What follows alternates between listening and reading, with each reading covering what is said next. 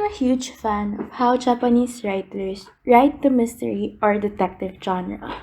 I grew up watching all-time classics such as Detective Conan, Tandei Kakunkyu, and Gendaichi. And in general, I have noticed that these stories can be categorized into two. The first being the mystery or case-centric stories. In these stories, the narrative is driven more on the mystery or the case itself rather than the character development of the protagonist and their supporting characters. The other category being character driven plotlines. These stories care less about how the case is solved, how the crime or accident came to be, but more on the emotions that the characters go through. Kendaichi and Detective Conan are more on the former category, while MIU 404 on the other hand focus more on the characters involved in the stories, their interactions with each other, and the suspects and victims rather than the case itself. I love both ways of storytelling. However, I believe that a good detective mystery story must contain both. I was drawn to MIU 404 mainly because of Kenshi Yonezu. I found Unnatural due to listening and reading the comments on his music video of Lemon. Similarly, when I heard that Kanden was the theme song of another drama, I dropped everything and started looking for MIU 404.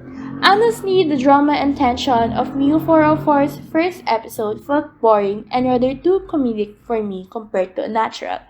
But what made me stay was its second episode. The story focused a lot on the partnership that the two main characters had, Shima and Ibuki. Their day-to-day banter and funny rhetoric was the meat and butter of the show. However, too much of this makes it less of a mystery or cop thriller show and more of a drama-centered story. Episode 2, however, flips this on us and made us question whether the facts presented onto the viewers are truly real.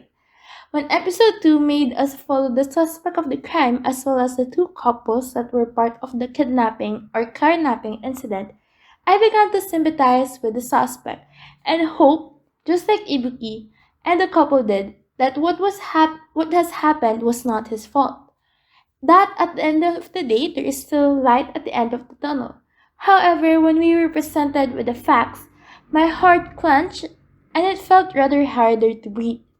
It was too real, too sad, and too pitiful to watch how a character slowly and surely descend to madness. This was when I realized this show was not afraid. It was not afraid to show us that there are truly evil people in the world and we cannot save always all of them. This was further highlighted in episode 8.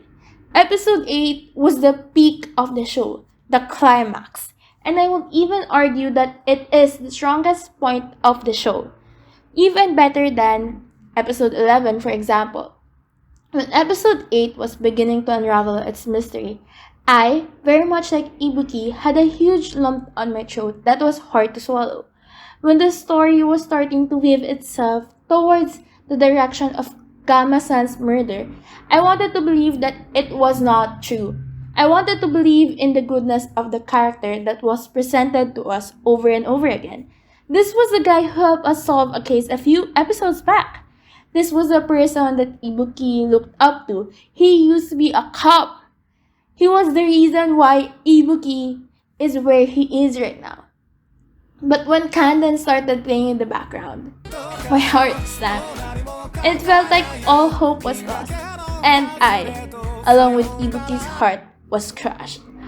When that story felt too real, too emotional, and the sadness and the crying of both Ibuki and the frustration of Shima was reflected on screen, I couldn't help but believe that this is one of the greatest drama of 2020.